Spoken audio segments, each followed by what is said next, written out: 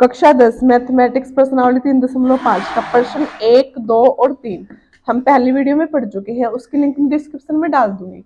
आज हम पढ़ेंगे प्रश्न 4 से। प्रश्न 4 क्या बोलता है कि निम्न समस्याओं में रैखिक समीकरणों के युग्म बनाइए और उनके हल यदि उनका अस्तित्व हो किसी बीजगणितीय विधि से ज्ञात कीजिए। इसका पार्ट एक क्या है कि एक छात्रावास के मासिक व्यय का एक भाग नियत है।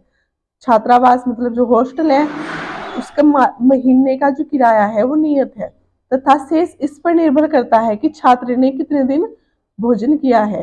जब एक विद्यार्थी ए को जो 20 दिन के लिए भोजन करता है, ये अतिरिक्त हो गया 20 दिन, ठीक है, उसे 1000 रुपए छात्रावास के व्यय के लिए अदा करने पड़ते हैं। जबकि एक विद्यार्थी बी को जो 26 दिन भोजन करता है, छात्रावास के व्यय के लिए 1180 रुपए अदा करने पड़ते हैं। नियत व्यय यानी कि नियत किराया और प्रतिदिन जो अतिरिक्त किराया है उसका मूल्य हमें ज्ञात करना है। तो जो हमें ज्ञात करना है वही हम मान के चलते हैं, ठीक है। प्रश्न 4 का पहला भाग, इसमें हमें बताना है कि नियत किराया और अतिरिक्त किराया, तो हम वही मानते हैं। माना छात्रावास का नियत किराया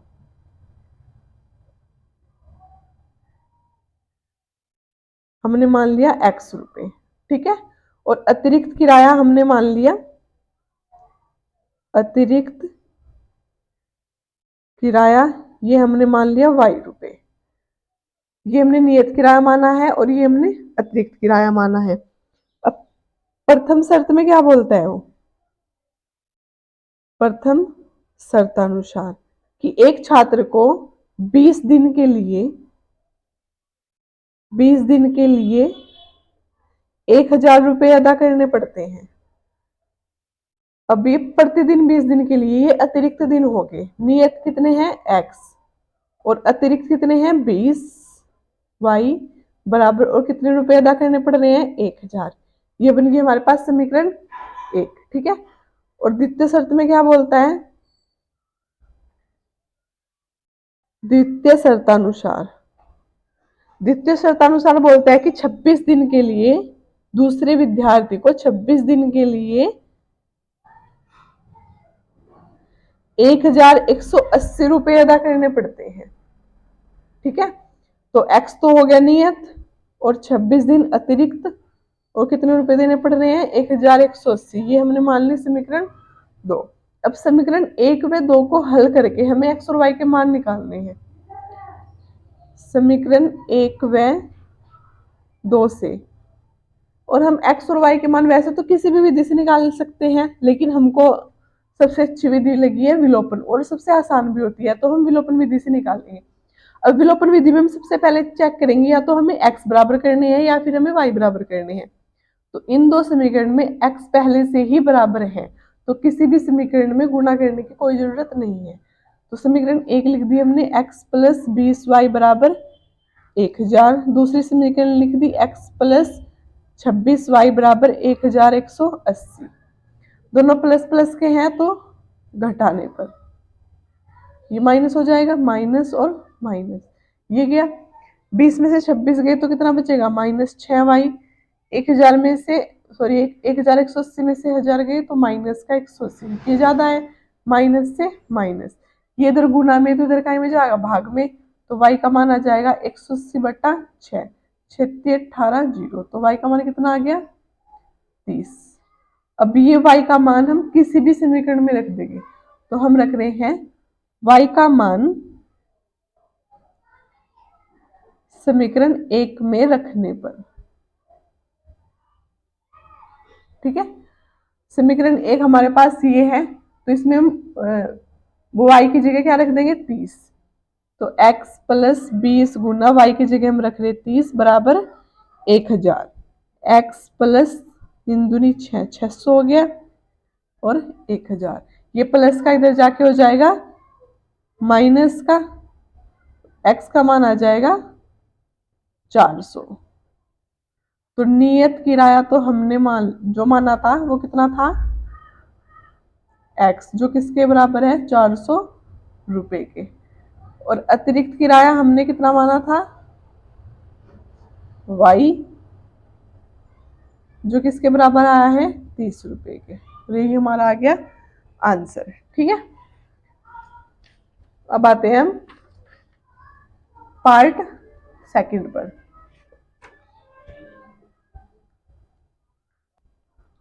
पार्ट सेकंड, एक भिन्न 1/3 हो जाती है जब उसके अंश में से 1 घटाया जाता है, और वह 1/4 हो जाती है जब हर में 8 जोड़ दिया जाता है। तो वह भिन्न ज्ञात कीजिए।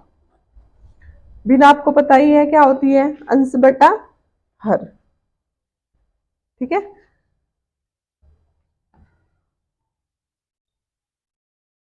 Second part.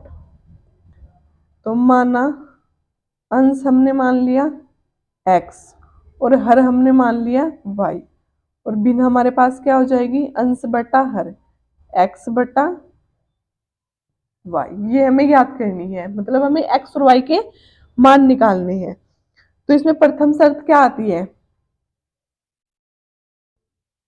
प्रथम शर्त कि एक भिन्न 1/3 हो जाती है यदि उसके अंश में से 1 घटाया जाता है।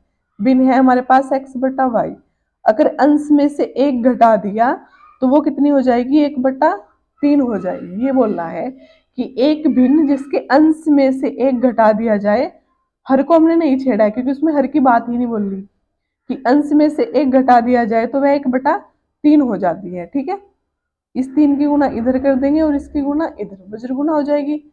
ये हो जाएगा 3x - 1 और बराबर y गुना 1। 3 के अंदर गुना कर देंगे तो हो जाएगा 3x - 3 बराबर y। y को हम इधर लाएंगे और 3 को हम इधर लेके जाएंगे। 3x - y बराबर 3। ये बन गया हमारे पास समीकरण 1। अब द्वितीय शर्त में क्या बोलता है, द्वितीय शर्त में बोलता है कि एक भिन्न 1/4 हो जाती है यदि उसके हर में 8 जोड़ दिया जाए। ये हमारे पास भिन्न है। ठीक है, यदि उसके हर में 8 जोड़ दिया जाए तो वो 1/4 हो जाएगी। ये बोल रहा है कि यदि उसके हर में 8 जोड़ दिया जाए तो वह 1/4 हो जाएगी। अब इसकी भी वज्र गुना कर दो, ये हो जाएगा 4x और y + 8 की गुना जब 1 में करेंगे तो y + 8 ही रहेगा। y इधर प्लस का इधर जाके हो जाएगा माइनस का। ये बन गया हमारे पास समीकरण 2। अब समीकरण 1 व 2 से हमें x और y के मान निकालने हैं। समीकरण 1 व 2 से, ठीक है, समीकरण 1 है हमारे पास 3x - y बराबर 3, और समीकरण 2 है हमारे पास 4x - y बराबर 8। दोनों माइनस माइनस के हैं तो घटाने पर ये माइनस का हो जाएगा और ये प्लस का और ये माइनस का।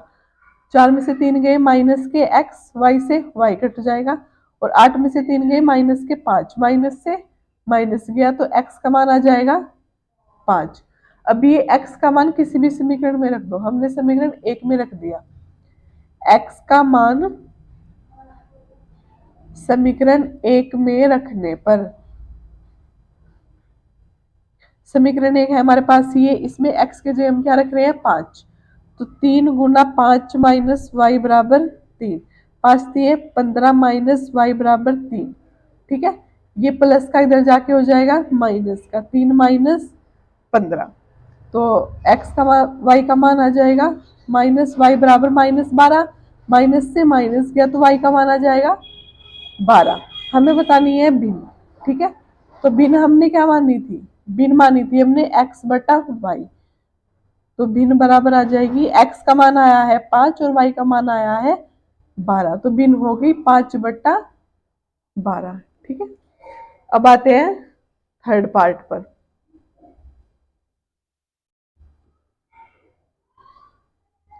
यश ने एक टेस्ट में 40 अंक अर्जित किए, उसके एक टेस्ट में 40 नंबर आए। जब उसे प्रत्येक सही उत्तर पर 3 अंक मिला, जितने भी सही उत्तर थे उसके उस पर उसको 3 अंक मिले, और जो अशुद्ध मतलब जो गलत उत्तर थे उस पर उसे 1 अंक की कटौती हुई। जो सही था उस पर 3 अंक मिले हैं और जो गलत था उस पर 1 अंक कटा है। यदि उसे सही उत्तर पर 4 अंक मिलते हैं तो अशुद्ध उत्तर पर 2 अंक कटते, तो यह 50 अंक अर्जित करता। टेस्ट में कितने % थे, ये हमें बताना है। अब जो पर्सन थे वो सही भी होंगे और गलत भी होंगे,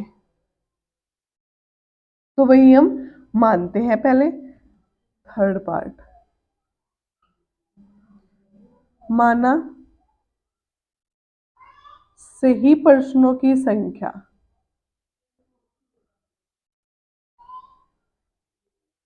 सही प्रश्नों की संख्या कितनी हो गई, x, और गलत प्रश्नों की संख्या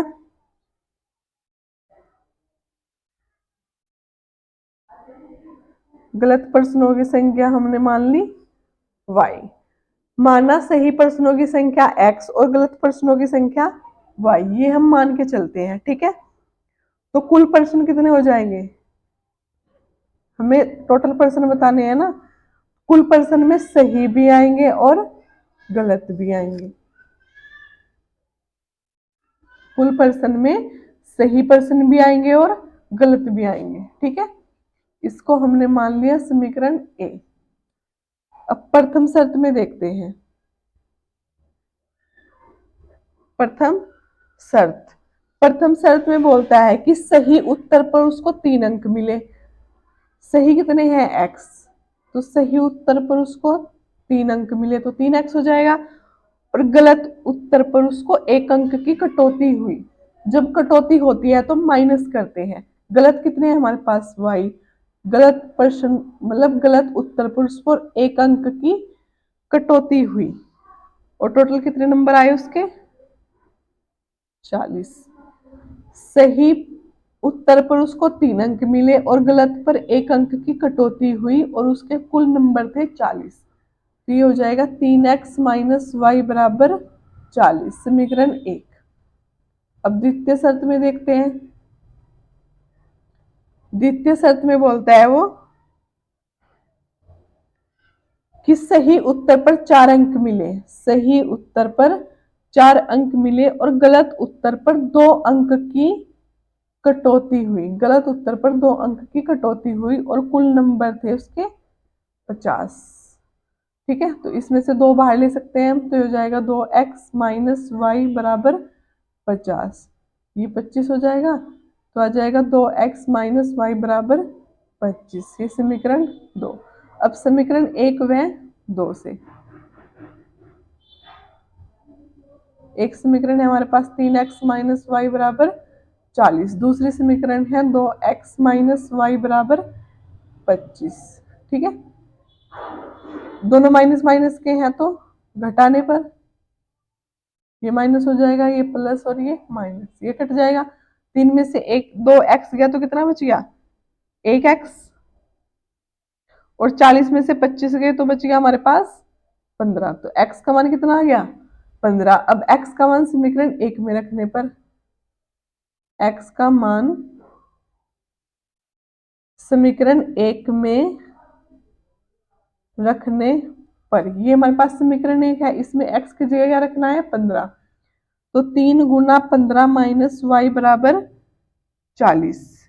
ठीक है, 15 दिए 45 माइनस वाई बराबर 40। ये प्लस का इधर जाके हो जाएगा माइनस का, माइनस वाई बराबर -5। माइनस से माइनस गया तो वाई का मान आ जाएगा 5। ठीक है, अब उसने पूछा है कि कुल कितने प्रश्न थे, तो कुल प्रश्न हमने जो समीकरण ए से मान रखे थे x plus y, x plus y. X का मान आया है 15, वाई का मान आया है 5, तो 15 और 5 कितने हो जाएंगे, 20। तो कुल कितने प्रश्न थे, 20 प्रश्न थे। अब आते हैं फोर्थ पार्ट पर।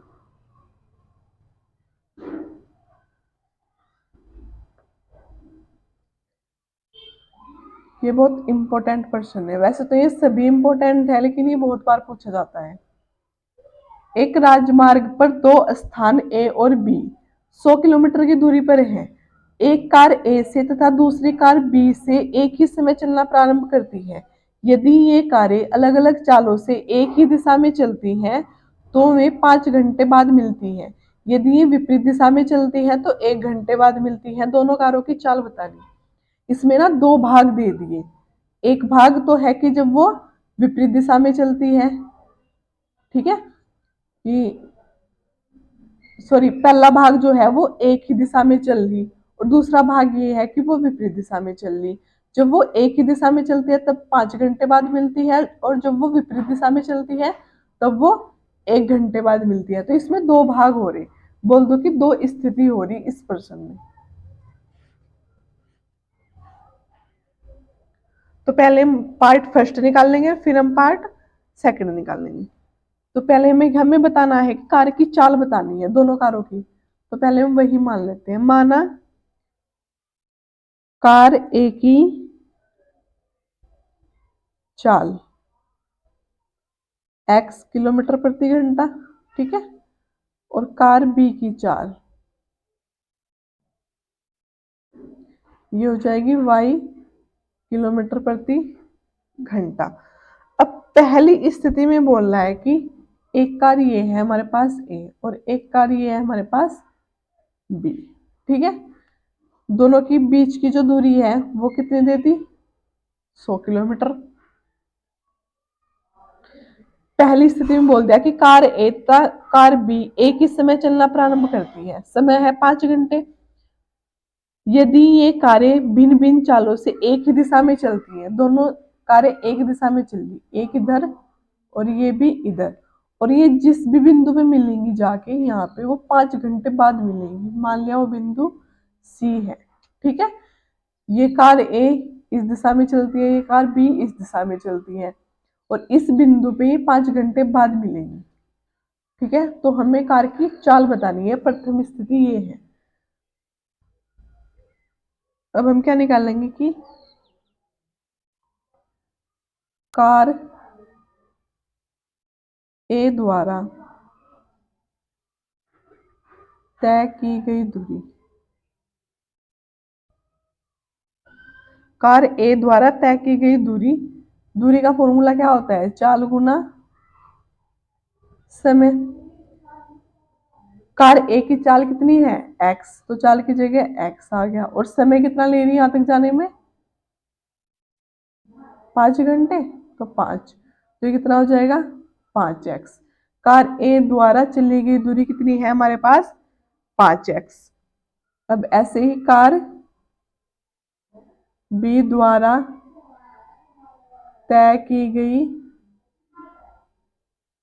दूरी, चाल गुना समय।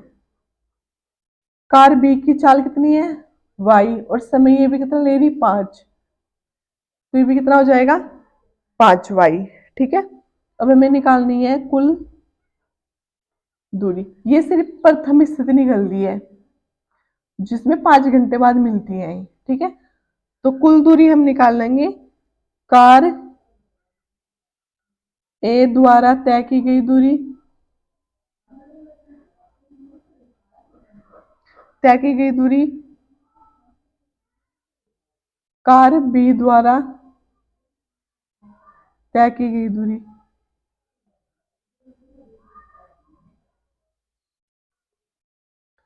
कुल दूरी कितनी है 100 किलोमीटर, और कार ए द्वारा तय की गई दूरी कितनी है 5x, और कार बी द्वारा तय की गई दूरी कितनी है 5y। ये सबसे आसान तरीका है इसका पूरी डिटेल में करने का, ठीक है। अब इसमें से 5 बाहर ले सकते हैं हम, तो ये हो जाएगा x माइनस वाई बराबर 100, 5 दूनी 10 20, तो समीकरण बन जाएगी x माइनस वाई बराबर 20, ठीक है। ये थी पहली स्थिति की समीकरण। अब आती है दूसरी स्थिति, इसे हम प्रथम शर्त बोल देते हैं, ठीक है। अब आती है द्वितीय शर्त।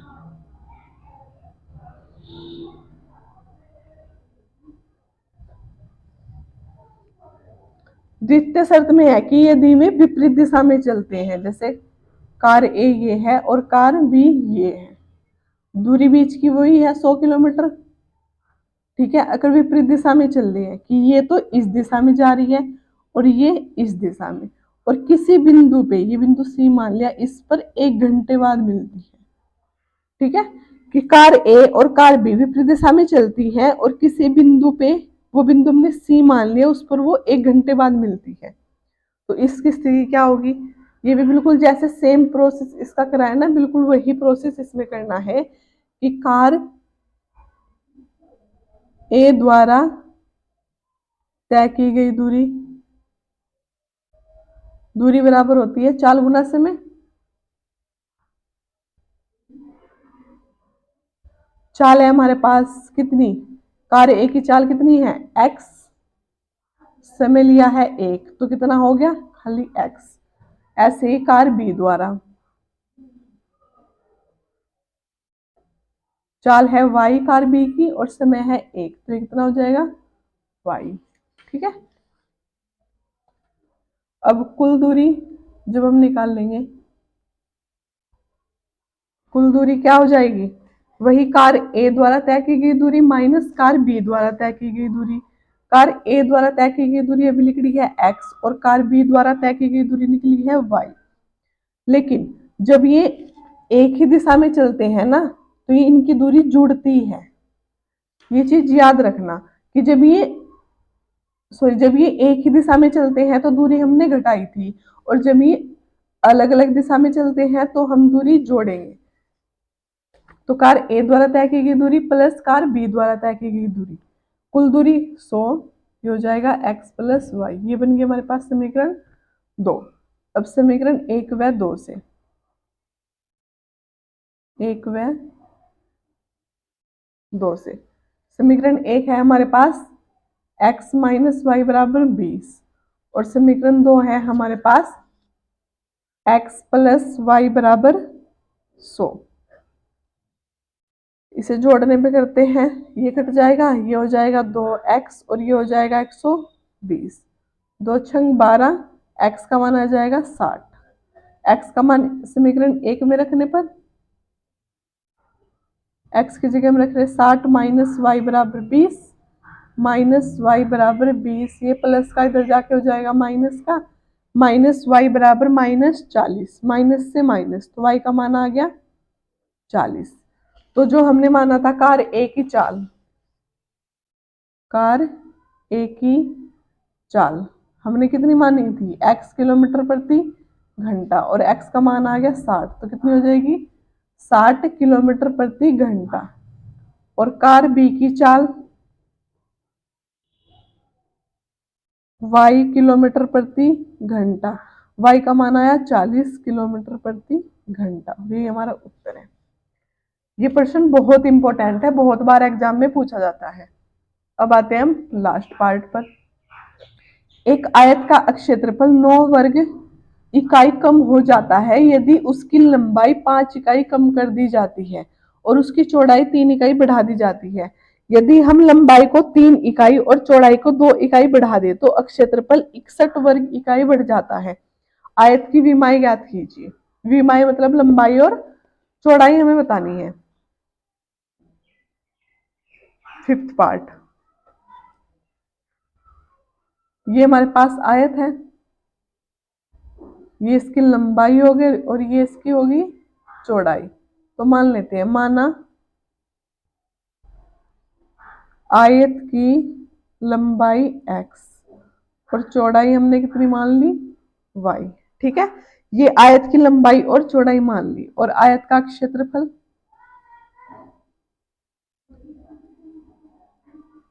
लंबाई गुना चौड़ाई, तो आयत का क्षेत्रफल हो जाएगा, क्षेत्रफल को हमने a से प्रदर्शित कर दिया, लंबाई का मान है x, चौड़ाई का मान है y, तो a बराबर x गुना y। ये बन गई समीकरण 1। ठीक है, अब प्रथम शर्त में क्या बोलता है, प्रथम शर्त में कहता है कि यदि उसकी लंबाई 5 इकाई बढ़ा दी जाए, जैसे ये आयत है, ये लंबाई है और ये चौड़ाई है, अगर लंबाई x मान रखी, चौड़ाई y मान रखी, तो लंबाई बोल दी कि 5 इकाई बढ़ा दी जाए और चौड़ाई लंबाई 5 इकाई कम कर दी जाए। कम का मतलब घटाना, 5 घटा दिए, और चौड़ाई 3 इकाई बढ़ा दी जाए। बढ़ाने का मतलब जोड़ना। ठीक है, तो इसमें भी लंबाई ये मान ली और चौड़ाई ये मान ली, तो नया क्षेत्रफल क्या बन जाएगा, लंबाई गुना चौड़ाई। लंबाई कितनी है x प्लस 5, x माइनस 5 और चौड़ाई है y प्लस 3। ठीक है, तो ये हो जाएगा एक्स वाई प्लस 3x गुणा कर रहे हैं ना इनकी, minus 5y plus minus minus 5 दिए 15। ये बन गया हमारे पास नया क्षेत्रफल। अब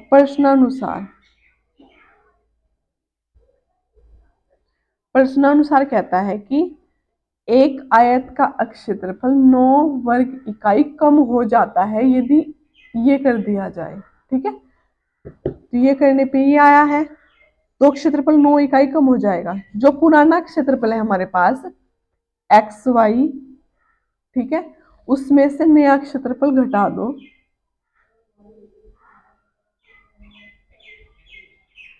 तो ये 9 इकाई हो जाएगा।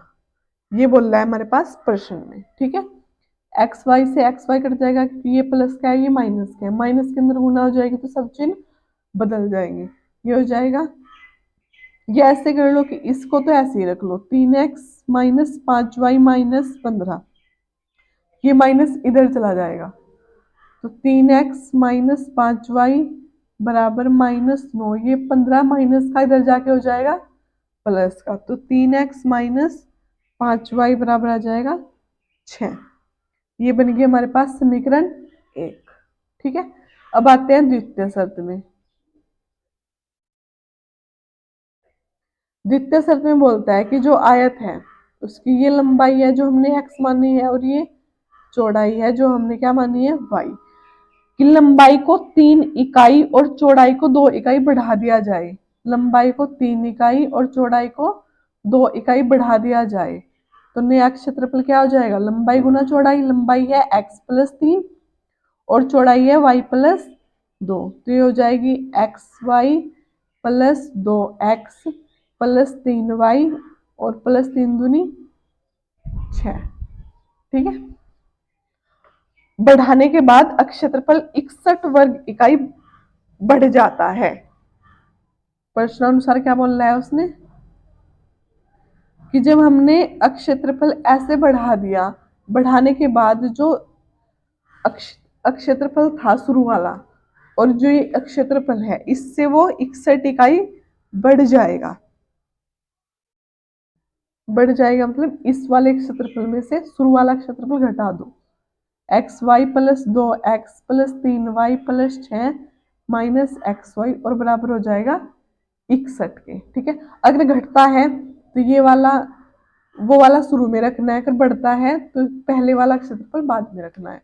एक्स वाई से एक्स वाई कट जाएगा, 2x प्लस 3y बराबर 61, ये प्लस का इधर जाके हो जाएगा माइनस का,